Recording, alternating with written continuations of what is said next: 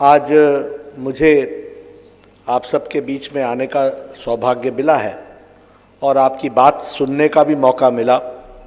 कुछ बात समझ में आई, कुछ नहीं आई, क्योंकि स्थानीय भाषा में आप कह रहे थे, तो कुछ तो समझ पाया, कुछ को ट्रांसलेट करवाया और ट्रांसलेट करके समझने की कोशिश की है।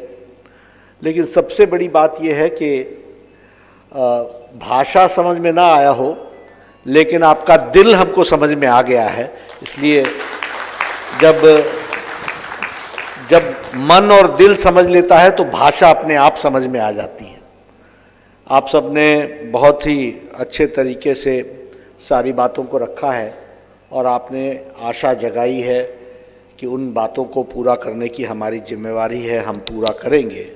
और मैं आपको विश्वास दिलाना चाहता हूं कि जो क्रम भी हमने रखा है, कुछ लोगों ने मुझे लिखित रूप में दिया है और कुछ उस पेटी में आपने डाला है। मैं आपको एक बात का विश्वास दिलाता हूं कि जो कुछ भी आपने लिख के दिया है वह पार्टी के काम भी आएगा, समाज के काम भी आएगा और आपकी बताए रास्ते पर पार्टी। तो मैं देख रहा था कि मूल बात क्या है। मूल है कि नेतृत्व का विचार क्या होता है। मान लीजिए मैं कोई भाषण दे रहा हूं या मैं सुन रहा हूं या मैं बोल रहा हूं, मैं करूंगा कि नहीं करूंगा इसका आपके पास आधार क्या है। मेरी पार्टी करेगी कि नहीं करेगी इसका आधार क्या है। इसका आधार एक ही हो सकता है, वो है पार्टी की सोच में मूल नीति क्या है। मूल नीति है मोदी जी की सबका साथ, सबका विकास और सबका विश्वास। सबको साथ लेकर चलना है, सबका समावेश करना है और सबको आगे बढ़ाना है, ये हमारी नीति है। अब दूसरी ओर क्या है?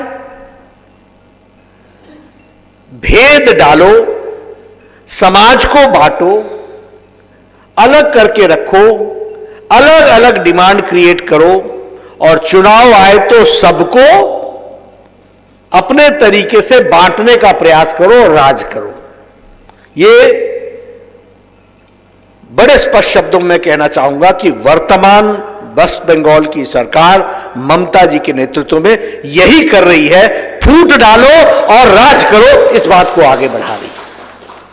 इसलिए विश्वास किस पर करना और किस पर नहीं करना ये आपने तय कर लिया, मैं जानता हूं, तभी आप यहां आए हैं।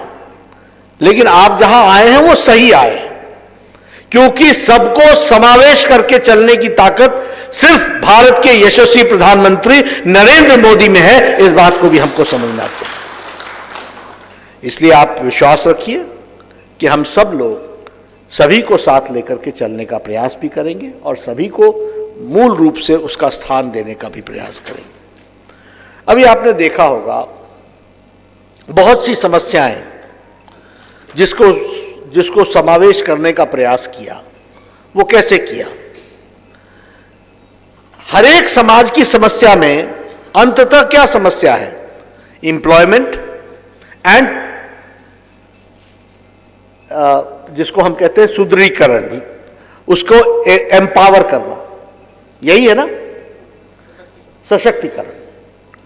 अब अगर आप ये सशक्तिकरण के विषय को देखेंगे तो आप पाएंगे कि पिछले 5-6 सालों में मोदी जी ने सभी को सशक्तिकरण करने का काम किया है। अब वो कैसे? चाहे वो आप जनधन योजना उठा लीजिए। आप बताइए, इस जनधन योजना ने कोरोना में 20 करोड़ बहनों के खाते में 1,500 रुपए डाला कि नहीं डाला? अब वो कौन थे? वो सब गरीब लोग थे, सभी समाज के लोग थे, सभी समाज के लोग थे और सबकी व्यवस्था की गई, 20 करोड़ बहनों के खाते में डाला गया। आप बताइए, कोरोना के दौरान ही 8 करोड़ बहनों को मुफ्त में 3 सिलेंडर्स 3 महीने के लिए दिए कि नहीं दिए? उनके चूल्हा जलने का इंतजाम किया कि नहीं किया? और वो सभी समाज के लोग थे जिनके लिए यह व्यवस्था की गई। उसी तरीके से 80 करोड़ की जनता को दिवाली तक और छठ तक 5 किलो अनाज यानी गेहूं या चावल और 1 किलो दाल प्रति व्यक्ति। 80 करोड़ की जनता को छठ और दिवाली तक का इंतजाम किया कि नहीं किया? यह समाज के सभी लोगों के लिए किया कि नहीं किया? यह समाज का सशक्तिकरण हुआ कि नहीं हुआ? इस बात को हमको जानना चाहिए, इस बात को हमको समझना चाहिए। प्रधानमंत्री किसान सम्मान निधि 10 करोड़, वैसे तो 8 करोड़ 60 लाख लोगों को दे दिया गया, लेकिन 10 करोड़ किसानों के लिए यह व्यवस्था की गई है। दुख के साथ यह कहना पड़ता है कि ममता जी ने, ममता की सरकार ने इसको, किसानों को यहां बंगाल में लागू नहीं होने दिया है और आपको वंचित रखा है। अब आपका जिम्मा बनता है, अप्रैल में आप वापस हो, उनको वापस करो, बीजेपी को लाओ, 1 महीने के अंदर किसान सम्मान निधि हम आपको लागू करके देंगे। यह हम आपको बताना चाहते हैं। कितने किसान हैं यहां पर? 76 लाख, 76 लाख, 76 लाख लोगों को वंचित रखा है। किसने वंचित रखा है? एक मुख्यमंत्री ने, वेस्ट बंगाल के। आप बताइए, आयुष्मान भारत, हमारे 10 करोड़ 74 लाख परिवार हैं, 55 करोड़ लोग हैं। इन 55 करोड़ लोगों में कौन कौन है जरा आप देखिए, आप देखिएगा, आपके समाज से सब लोग होंगे। रेडी वाला, फेडी वाला, ऑटो वाला, रिक्शा वाला, बाल काटने वाला, बढ़ई का काम करने वाला, कारपेंटर, हमारा मेड सर्वेंट, जो गांव में घर में महिलाएं काम करती हैं, हमारा घर में काम करने वाला servant, rag picker, rag picker यानी जो कूड़े में से जो सामान निकालता है और उसको बेचता है, वो रैग पिकर। ऐसे लोग जो किसी जाति के आधार पर नहीं, काम के आधार पर, रिक्शा चलाने वाला, ऐसे 55 करोड़ लोगों को मोदी जी ने 5 लाख रुपए का सालाना, हर साल 5 लाख रुपए का, पूरे परिवार के लिए, स्वास्थ्य के लिए, गंभीर बीमारियों के इलाज के लिए हर परिवार को दिया है। इस बात को समझना चाहिए, ये इतना बड़ा काम किया। लेकिन वेस्ट बंगाल की जनता उससे वंचित है। क्यों? ममता जी, अब मैं बार बार बोलता हूं, हमारे को बाबुल सुप्रियो बोलता है कि आप बोलते हैं, कैसे नहीं बोलूं, बोलना पड़ता है। अब ममता जी को बोलो क्या आयुष्मान भारत देंगे, ममता जी बोलती होबे ना, होबे ना, होबे ना, की होबे ना, होबे, अप्रैल मास से होबे, होबे, होबे हो के रहेगा, अप्रैल महीने में हो के रहेगा। वो आप करेंगे, पहले कमल पर आप दबाएंगे, बाद में आयुष्मान पर हम दबाएंगे। ये हम आपको विश्वास दिलाते हैं, ये हम आपको बताना चाहते हैं क्या तरीका। इसलिए मित्रों, सबसे पहले सशक्तिकरण की दृष्टि से जब हम देखते हैं, अब आप बताइए 18,000 गांव में बिजली नहीं थी, लगभग 1,000 गांव आपके वेस्ट बंगाल के थे। मोदी जी ने बिजली पहुंचा, 22 करोड़ लोगों के घर में बिजली नहीं थी आजाद भारत में। 22 करोड़, 22 करोड़ के घर में मुफ्त तार भी दिए, खंबा भी दिया और बिजली घर तक पहुंचाई, मीटर लगा करके दिया। 22 करोड़ लोगों को यह मोदी जी ने करके दिया। यह हमको ध्यान में रखना चाहिए। किसका भला हुआ? कौन था जिसके घर में बिजली नहीं थी? गरीब आदमी। उसको सशक्तिकरण कैसे हुआ? बिजली सिर्फ घर में बिजली नहीं आती, घर में बिजली आती है तो टेलीविजन भी आता है, घर में बिजली आती है तो फ्रिज भी आता है, घर में बिजली आती है तो विकास भी होता है, घर में बिजली आती है तो बच्चा पढ़ने वाला भी बनता है। इसलिए सशक्तिकरण का माध्यम बनती है बिजली, ये समझना चाहिए। और वो काम मोदी जी ने 22 करोड़ घरों को पहुंचाया है, ये मैं आपको बताना चाहता हूं। और जिम्मेवारी किस पर दी? जिम्मेवारी अधिकारी पर दी कि उसका काम है कि वो बिजली पहुंचाए। हमारे जमाने में क्या होता था? अफसर एहसान मारता था कि जैसे तुम्हारे घर में बिजली पहुंचा दी तो बहुत बड़ा एहसान कर दिया। अब क्या हो गया? मोदी जी ने कहा दे लिया। हर यहां पर बैठे बाबुल सुप्रियो जी बैठे, देवश्री चली गई, हर कैबिनेट के मीटिंग में मोदी जी पूछते थे, बताओ 1000 दिन में हमने 18,000 गांव में बिजली पहुंचानी है। हर कैबिनेट के मीटिंग में पूछते थे, बताओ कितने गांव आगे बढ़े, बताओ कितने गांव आगे बढ़े। अधिकारियों को काम करना पड़ा। फर्क क्या पड़ा? मेरे जमाने में हम बिजली मांगने जाते थे गांव में, हम एमएलए थे तो हम लोगों को बोलते थे कि जाओ जाकर के बिजली ले आओ, तो अफसर क्या बोलता था? तार है तेरे पास? नहीं, पहले जा तार खरीद के आओ। फिर तार आ गई, फिर बोलता था खंबा उठाने के लिए आदमी है तुम्हारे पास? बोले नहीं। बोले जाओ गांव के लोगों को लेके आओ और सारे गांव में लेकर खंबा को अपने कंधे पर रख करके लेके गांव में जाओ, तब हमारा लाइनमैन आएगा खंबा लगाने के लिए, और तब जाकर के बिजली लगती थी। मोदी जी के आने से क्या फर्क पड़ गया कि अब अफसर जाता है घर में, आपके यहां बिजली नहीं है, आप इस पर फॉर्म पर साइन करो, मैं आपको बिजली दूंगा, और 5 दिन के अंदर बिजली पहुंचाता है। यह परिवर्तन आया है, इस बात को हमको समझना चाहिए, यह हमारा अंतर आया है। इसलिए मित्रों, जहां तक सशक्तिकरण का सवाल है, गरीब का सशक्तिकरण, अब ये 44 करोड़ खाते बैंक के खुल गए, 20 करोड़ बहनों के खाते में 500-500 रुपए पहुंच गया। दिव्यांग जन, हमारे वृद्धा पेंशन वाले लोग और हमारे ये जो विधवा बहनें थी, इनको 1-1 हज़ार रुपये कोरोना के दौरान पहुंचाने की व्यवस्था की। तो भारतीय जनता पार्टी के नेतृत्व में एनडीए की सरकार में आदरणीय प्रधानमंत्री जी ने ये व्यवस्था की, इसको हमको समझना चाहिए। अभी आप लोगों ने चर्चा की, बहुत सी मैं चर्चाएं सुन रहा था, किसी ने चर्चा की कि किसानों के बारे में, खेती के बारे में चर्चा की। मैं आपको विश्वास दिलाना चाहता हूं, हाँ, कोल्ड स्टोरेज की बात की कि कोल्ड स्टोरेज होना चाहिए।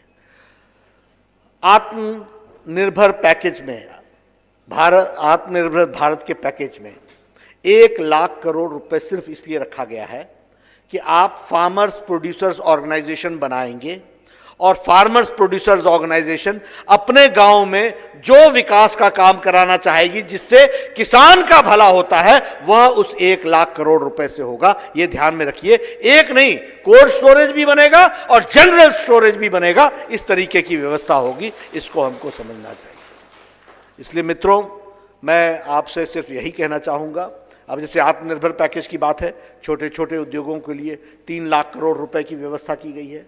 टोटल पैकेज 20 लाख करोड़ रुपए का है। 1 लाख करोड़ रुपए उसमें उन्होंने इसके लिए हमारे किसान भाइयों के लिए रखा है, किसान के फार्म गेट के लिए रखा है। उसी तरीके से 50,000 करोड़ रुपए सिर्फ ये जो ठेला चलाते हैं ना, जो रेडी लगा करके अपना जीवन यापन करते हैं, इनके लिए व्यवस्था की गई है, ताकि यह अपने जीवन में ठीक से खड़े हो सकें। इस तरीके की व्यवस्था की गई है। अभी आप लोगों ने बहुत सी बात की, आपने कहा कि हमारे यहाँ बांग्लादेश से आ रहा है और हमारा जो हैंडलूम है वो नष्ट हो रहा है। मित्रों, इसकी भी व्यवस्था की गई है। आप वोकल फॉर लोकल आपको होना पड़ेगा। वर्ल्ड ब्रांडिंग हम कराएंगे, और यह वर्ल्ड ब्रांडिंग भी आत्मनिर्भर पैकेज के तहत होगा। और मैं अपने सांसदों से कहूंगा कि वेस्ट बंगाल की जो जो चीजें लोकल हैं, उनकी सूची बनाइए, उनकी योजना बनाइए, उसका रोड मैप तय कीजिए। और भारतीय जनता पार्टी भी विश्वास दिलाती है, और भारत सरकार मोदी जी के नेतृत्व में उनकी वर्ल्ड ब्रांडिंग भी कराएगी और उसके मार्केट भी बढ़ाएगी। इस बात का भी आपको मैं विश्वास दिलाना चाहता हूं, ये भी हम करेंगे। इसलिए मैं आपको ये सारी बातें इसलिए सुना रहा हूं और बता रहा हूं कि आपकी चिंता करने के लिए प्रधानमंत्री जी ने समग्रता में, होलिस्टिक अप्रोच में, सबको साथ लेकर के चलने का जो योजना बनाई है, उसमें आप सब लोग भी जुड़े हैं, शामिल हुए हैं। इसको हम ध्यान में रखेंगे। जहां तक आपने चाय के बागान के बारे में बातचीत की, हमारे आदिवासी समाज के लोगों ने बातचीत की, हमारे यदुवंशी लोगों ने बातचीत की, चाय के बागान की दृष्टि से मिनिमम वेजेस के बारे में बातचीत की है। मित्रों, पहले शायद 40 कोड लेबर लॉज अलग अलग थे, अब उसको हम लोगों ने 4 में सीमित कर दिया है। और आपके यहां होता था प्लांटेशन लेबर एक्ट, अब प्लांटेशन लेबर एक्ट को खत्म कर दिया है और मिनिमम वेजेस एक्ट में ही उसको डाल दिया है। इसलिए चाय के बागानों को भी वही लेबर मिलेगी और वही दाम मिलेगा जो मिनिमम वेजेस एक्ट में होगा, उससे वो प्रोटेक्टेड हो जाएंगे। ये कानून में परिवर्तन हुआ है, इसको हमको समझना चाहिए। उसी तरीके से जैसे आपने नारायणी सेना की बातचीत भी की है, निश्चित रूप से आपने रखा है, मैं भी आपकी बात को आवाज दूंगा और उसकी ताकत के साथ हम रखेंगे। जहां तक CAA का सवाल है, सिटीजन्स अमेंडमेंट एक्ट, ये सिटीजन्स अमेंडमेंट एक्ट तो पास हो चुका है, आपको सिटीजन्स अमेंडमेंट एक्ट मिलेगा और मिलना तय है। अभी रूल्स बन रहे हैं, कोरोना के कारण थोड़ी सी उसमें रुकावट आ गई, कोरोना के कारण, लेकिन जैसे जैसे कोरोना हट रहा है वैसे वैसे रूल्स भी तैयार हो रहे हैं और वो बहुत जल्द आपको उसकी सेवा मिलेगी। इसको भी आप ध्यान में रखिएगा और इसको हम पूरा करेंगे।